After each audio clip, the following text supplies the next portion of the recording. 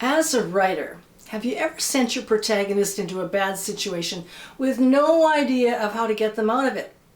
Or do you sense the problems ahead and dodge them? If the former, then good for you. You've led your protagonist into a difficult place. On the other hand, if you tend to shy away from some of the worst things that might happen to him or her, my advice is don't. Instead, come up with a plot twist that's original and unexpected.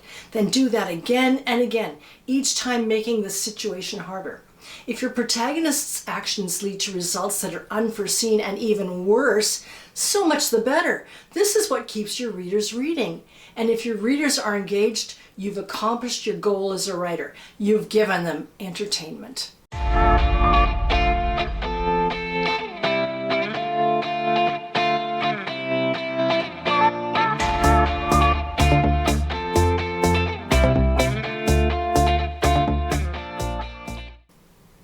This week on Writers RX, I'm talking about dramatic tension, how to create it, and what kinds of scenarios kill it. And I don't mean kill it in a good way. This is part one, where I start with some of the common plots I've seen in the slush pile that lack dramatic tension or destroy it. In part two, I'll discuss how you can remedy your work and some of the best ways I know of to build dramatic tension. I'm Susan McGregor, a professional writer and editor with over 30 years of experience. I've edited magazines, anthologies, and novels. Currently, I'm an editor with On Spec magazine, one of Canada's foremost magazines for fantasy and science fiction. But enough about me. Let's get into it.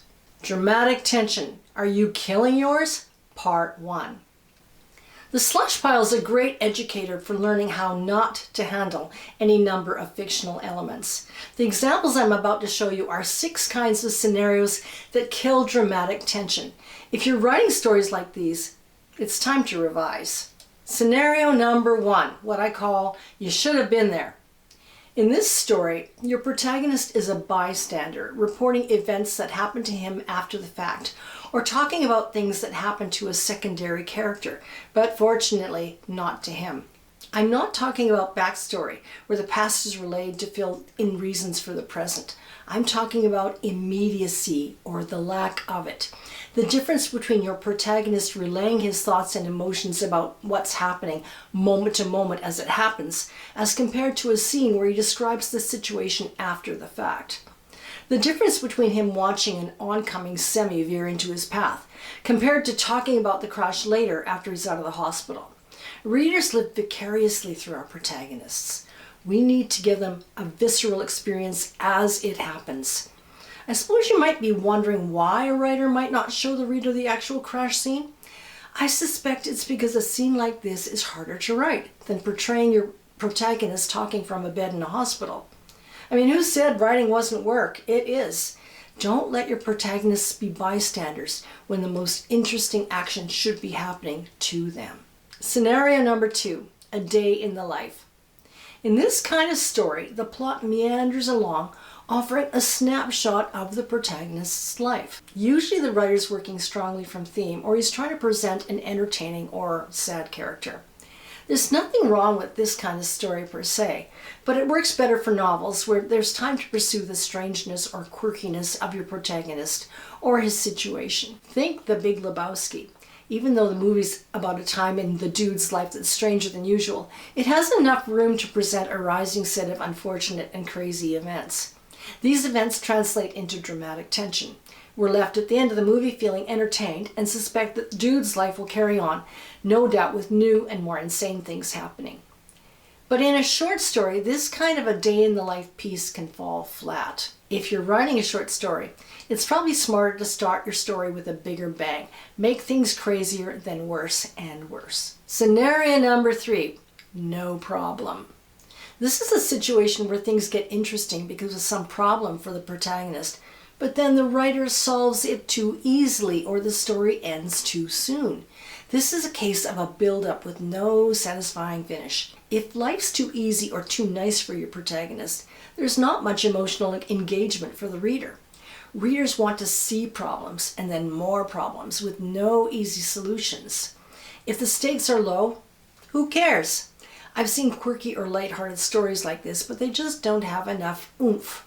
They're just not that engaging. A minor issue is presented, then it's easily solved.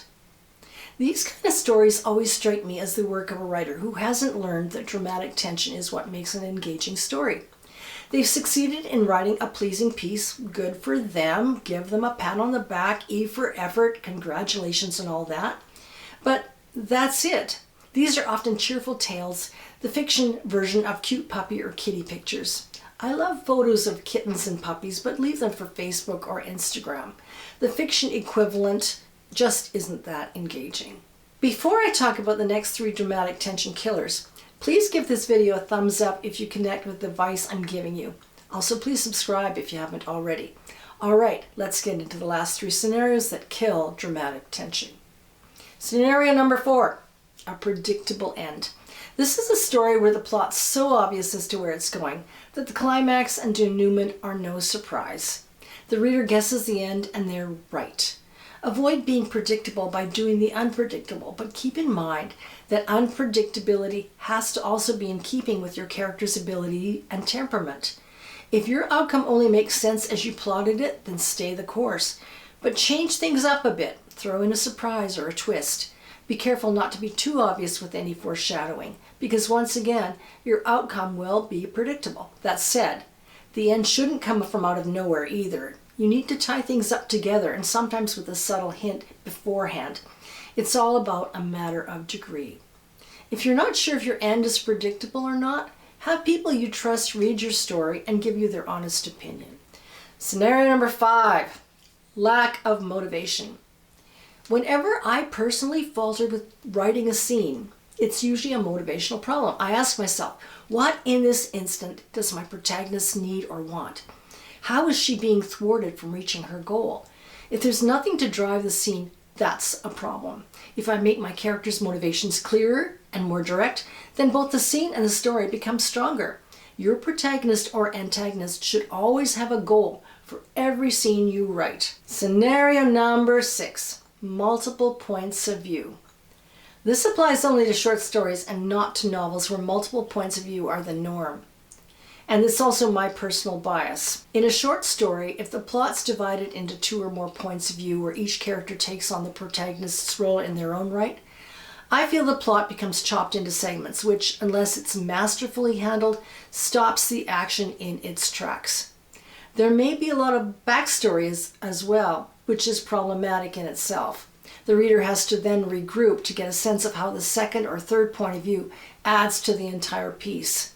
As a result, dramatic tension can suffer. To summarize, the following scenarios kill dramatic tension.